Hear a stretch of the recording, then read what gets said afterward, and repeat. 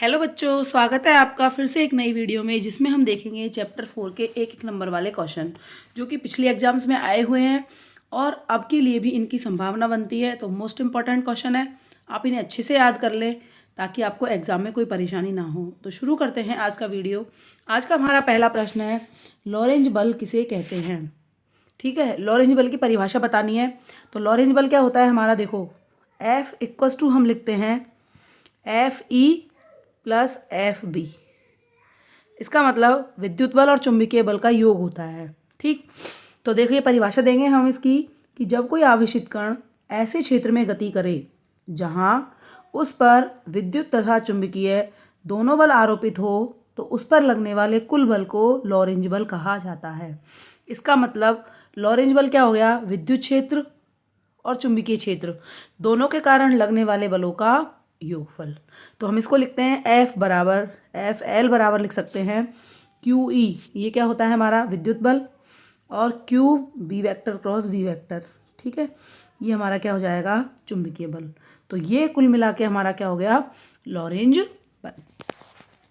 Next है question number second. Question number second है हमारा, चुंबकीय क्षेत्र के अनुदिश गतिशील आवेशित कण का मार्ग कैसा होगा। ठीक है, तो चुंबकीय क्षेत्र के अनुदिश गतिशील आवेशित कण का मार्ग बताना है। तो हम जानते हैं चुंबकीय बल क्या होता है हमारा QVV sine theta. QVV sine theta कैसे आया है, F बराबर होता है QV vector cross V vector. जब हम क्रॉस प्रोडक्ट खोलेंगे तो हमारे पास आएगा QVV साइन थीटा। ये कह रहा है चुंबकीय क्षेत्र के अनुदिश गतिशील है, इसका मतलब थीटा कितना है 0 डिग्री। तो थीटा बराबर 0 डिग्री रख दे आप यहाँ पे, तो साइन 0 की वैल्यू होती है 0। तो F बराबर QVV और ये हो गया 0, तो फोर्स कितना आ गया 0। अब देखो चुंबकीय क्षेत्र के अनुदिश गतिशील है तो उस कारण तो चुंबकीय क्षेत्र के कारण कितना फोर्स लग रहा है 0। इसका मतलब इस पर केवल क्या लगेगा, विद्युत बल लगेगा, और इस विद्युत बल के कारण जो हमारा आवेश होगा वो कैसी गति करेगा, सरल रेखीय गति, या इसी को कहते हैं हम ऋजु रेखीय गति। ठीक है, क्या कहते हैं ऋजु रेखीय गति। तो हमारा जो कण है उसका मार्ग कैसा हो गया, सरल रेखीय। नेक्स्ट है क्वेश्चन नंबर 3। क्वेश्चन नंबर 3 है हमारा, धारा सुग्राहिता को परिभाषित कीजिए। ठीक है, तो इसकी परिभाषा देखिए, इसकी परिभाषा होती है धारामापी के एकांक धारा में उत्पन्न विक्षेप को धारा सुग्राहिता कहते हैं। इसका जो सूत्र है वो लिखते हैं हम, धारा सुग्राहिता बराबर फाई अपॉन आई। फाई क्या है यहाँ पर विक्षेप, क्या है फाई यहाँ पर विक्षेप। ठीक, और आई क्या है धारा। तो परिभाषा हो गई धारा सुग्राहिता की विक्षेप बटे धारा। तो आप ये भी लिख सकते हैं कि धारामापी में उत्पन्न विक्षेप तथा प्रवाहित धारा के अनुपात को धारा सुग्राहिता कहते हैं। ठीक है, तो धारा सुग्राहिता बराबर फाई अपॉन आई, सीधा फॉर्मूला याद रखना है। चलिए नेक्स्ट है क्वेश्चन नंबर 4। क्वेश्चन नंबर 4 है हमारा, किसी चुंबकीय क्षेत्र के लंबवत b चाल से गतिमान किसी इलेक्ट्रॉन जिसका द्रव्यमान तो m है और आवेश कितना है q के पथ की त्रिज्या क्या होगी। ठीक, तो इसका आंसर बताना है हमको, तो आपको सीधा फॉर्मूला याद रखना है, R equals to M B. क्या होगी, R equals to M B upon Q B. ठीक, m क्या है उस आवेश का द्रव्यमान है, v क्या है उसका वेग है, q है उस पर आवेश, और जो b है ये है हमारा चुंबकीय क्षेत्र का मान। तो ये चारों चीज़ें रखें हम उसकी क्या निकाल सकते हैं, रेडियस निकाल सकते हैं। नेक्स्ट है क्वेश्चन नंबर 5।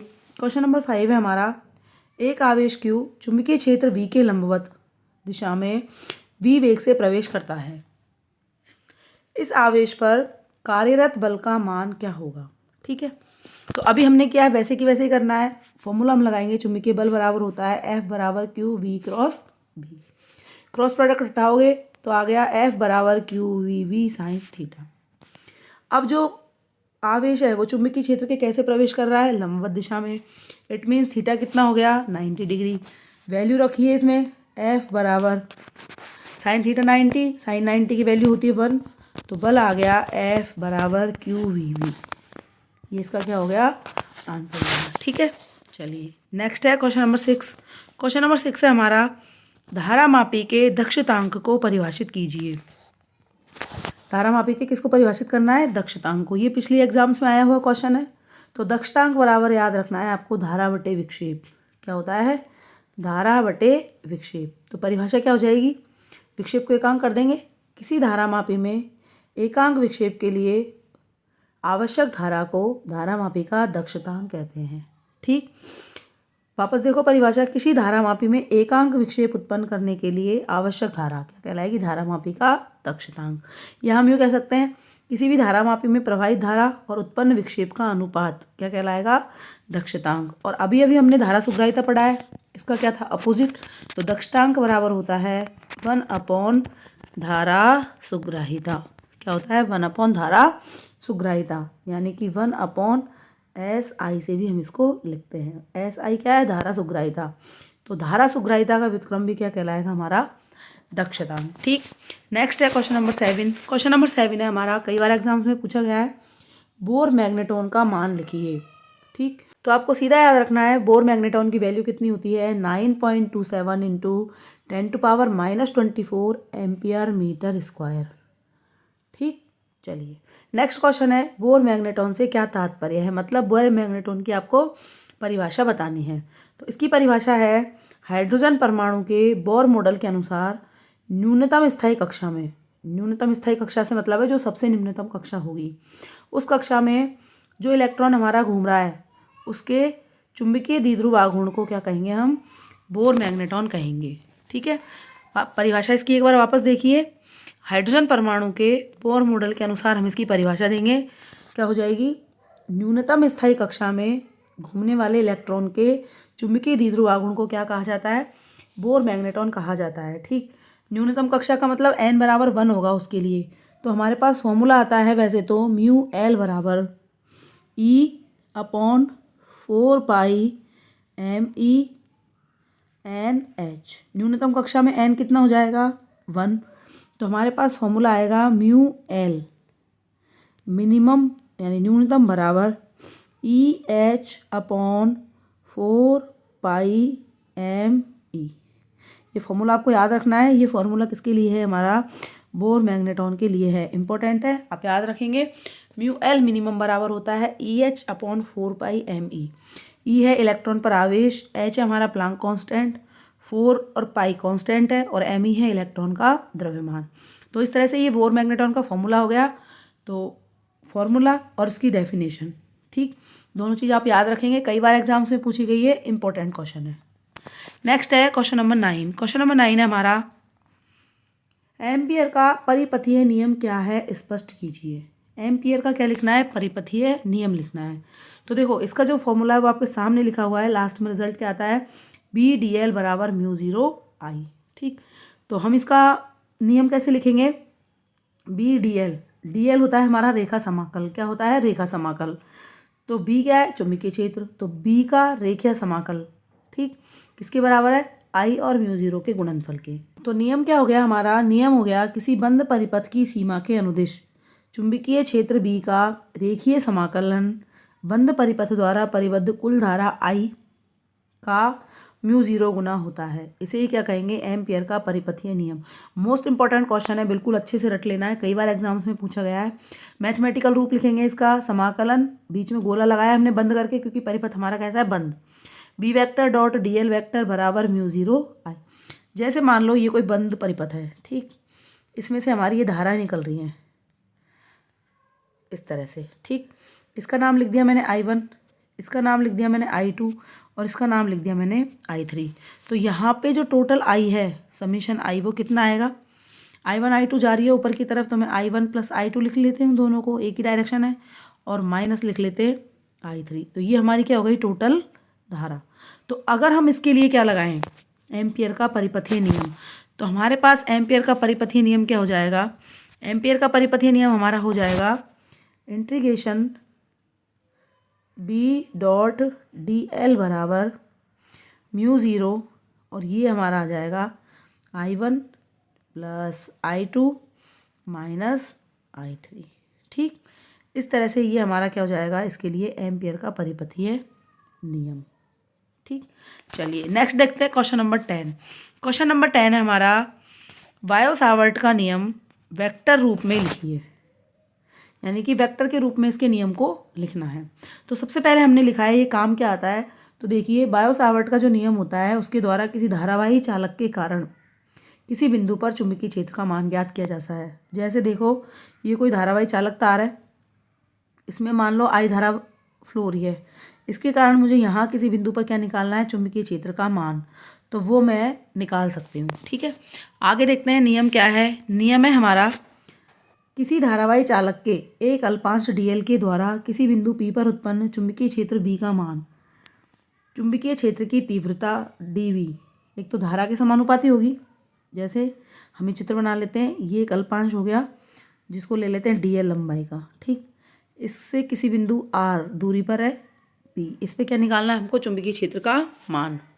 इस तार में मान लेते हैं कितनी धारा फ्लो हो रही है, I। तो हमारा जो बायो सावर्ट का नियम है वो क्या कहता है, इस अल्पांश के कारण इस बिंदु P पर जो चुंबकीय क्षेत्र उत्पन्न होगा वो धारा के समानुपाती होगा, पहला। दूसरा, अल्पांश की लंबाई के समानुपाती होगा। ठीक, तीसरा, अल्पांश की लंबाई और बिंदु P को मिलाने वाली रेखा के बीच बने कोण के समानुपाती होगा, ये वाला। ठीक है, और नेक्स्ट है हमारा इसमें कि जो बीच की दूरी हमने ली है, बीच की दूरी कौन सी ली है, बिंदु P और इसके बीच की ये वाली R, इसके वर्ग के व्युत्क्रमानुपाती होगा। ठीक, चारों को समेकित करके लिखे तो हमारे पास आता है dV proportional I dl sine theta upon R square. ठीक है, तो इस प्रोपोर्शनल को जब हम हटाएंगे तो प्रोपोर्शनल हटके हमारे पास आता है μ0/4π। तो नियम हमारा हो जाता है dV बराबर μ0/4π I dl sine theta upon R square. ठीक है, अब इसी को हम वेक्टर फॉर्म में लिखेंगे क्योंकि कई बार हमसे वेक्टर फॉर्म में पूछता है। तो इसका वेक्टर फॉर्म हमारा होगा ये वाला, क्योंकि हमने इसको क्या कर लिया, R से ऊपर नीचे मल्टीप्लाई कर लिया। तो जब आप R से ऊपर नीचे मल्टीप्लाई करोगे तो dV पे आ जाएगा क्या, सदिश। तो dV वेक्टर बराबर μ0I हमारी अदिश राशि बाहर निकाल ली, तो μ0I/4π।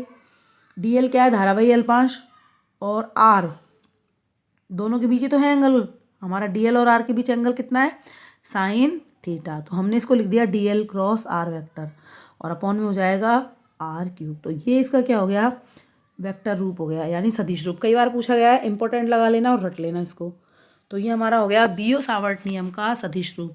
हमने यहाँ कंप्लीटली डिस्कस कर लिया है क्योंकि कई बार पूछा गया है कि बियो सावर्ट के नियम को बताइए क्या होता है। ठीक है, चलिए नेक्स्ट देखते हैं क्वेश्चन नंबर 11। क्वेश्चन नंबर 11 है हमारा, साइक्लोट्रॉन का मुख्य कार्य क्या है। ठीक, तो इसका मुख्य कार्य क्या है, देखो इसके द्वारा क्या किया जाता है, आवेशित कण या आयनों को उच्च ऊर्जा तक त्वरित किया जाता है, यानी कि उनकी ऊर्जा में वृद्धि की जाती है। इसका मतलब इसमें क्या करेंगे, हम इसके वेग में वृद्धि करेंगे, यानी कि साइक्लोट्रॉन में किसी भी आवेशित कण को डालेंगे और वो साइक्लोट्रॉन उसके वेग में लगातार वृद्धि करेगा, और वेग में जब वृद्धि होगी तो 12 mv² से उसकी किस में वृद्धि हो जाएगी, ऊर्जा में वृद्धि हो जाएगी। तो मेन काम क्या है, साइक्लोट्रॉन का किसी भी आवेशित कण की ऊर्जा में वृद्धि करना। ठीक है, नेक्स्ट है क्वेश्चन नंबर 12। क्वेश्चन नंबर 12 है हमारा, चुंबकीय क्षेत्र की दिशा ज्ञात करने के 2 नियम लिखिए। कि चुंबकीय क्षेत्र की दिशा हम कैसे ज्ञात कर सकते हैं। तो इसका आंसर है, पहला है दक्षिण हस्त नियम और दूसरा है दक्षिणावर्ती पेच नियम। ये दोनों ही नियम ऐसे हैं जिनकी सहायता से हम चुंबकीय क्षेत्र की दिशा को ज्ञात कर सकते हैं। नेक्स्ट है क्वेश्चन नंबर 13। क्वेश्चन नंबर 13 है हमारा, वोल्टता सुग्राहिता को परिभाषित कीजिए। ठीक, तो जैसे हमारी धारा सुग्राहिता है वैसे ही वोल्टता सुग्राहिता है। अब क्या करेंगे, धारा सुग्राहिता में हमने लिखा था φ/I, वोल्टता सुग्राहिता में हो जाएगा φ/V। तो परिभाषा हो जाएगी, धारा मापी के एकांक वोल्टता में उत्पन्न विक्षेप को क्या कहते हैं, वोल्टता सुग्राहिता। वोल्टता सुग्राहिता बराबर लिखते हैं हम φ/V। φ/V का मतलब है विक्षेप अपॉन वोल्टता। ठीक, नेक्स्ट है क्वेश्चन नंबर 14। क्वेश्चन नंबर 14 है हमारा, चुंबकीय क्षेत्र में धारावाही चालक पर लगने वाले बल का सूत्र लिखिए। कि चुंबकीय क्षेत्र में यदि कोई धारावाही चालक रखा है तो उस पर कितना बल लगेगा। तो बल का फॉर्मूला है F बराबर IL क्रॉस B। F बराबर IL vector cross B vector. ठीक है, एंगल जब हम ये क्रॉस प्रोडक्ट खोलेंगे तो हमारे पास आ जाएगा ILB साइन थीटा। ठीक, इस तरह से जो मोस्ट इंपॉर्टेंट क्वेश्चन थे इस चैप्टर के वो हमारे कंप्लीट हो गए। नेक्स्ट मिलते हैं फिर से एक नई वीडियो के साथ, तब तक के लिए टेक केयर, बाय बाय।